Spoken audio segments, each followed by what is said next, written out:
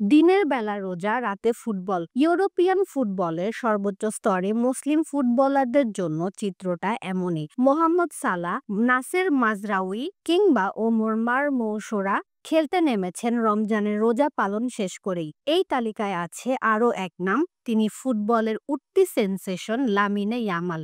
বাবা মরক্কোর, মা গিনির। লামিনে ইয়ামালের জন্ম স্পেনে। মুসলিম পরিবারের সন্তান লামিনে ইয়ামাল হ্যান্সি ফ্লিকের বার্সেলোনা দলের অন্যতম গুরুত্বপূর্ণ সদস্য।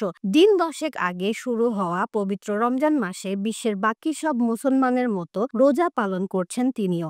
সেই অবস্থাতেই খেলছেন লা লিগা কিংবা চ্যাম্পিয়ন্স লিগের ম্যাচ। এর মাঝেই গুঞ্জন উঠেছে ক্লাবের পক্ষ থেকে বাধা দেওয়া হচ্ছে ইয়ামালের রোজা পালন করার ক্ষেত্রে। বেনফিকার বিপক্ষে চ্যাম্পিয়ন্স লিগের রাউন্ড অফ 16-এর প্রথম লেগে তাকে দ্রুত উঠিয়ে নেওয়ার পেছনেও রমজান মাসের রোজা পালনকেই বড় করে দেখছিলেন অনেকেই। তবে স্প্যানিশ গণমাধ্যম ডিয়ারিও এএস জানিয়েছে ট্যাকটিক্যাল কারণেই সেদিন এই তরুণকে উঠিয়ে নেয় কোচ ফ্লিক।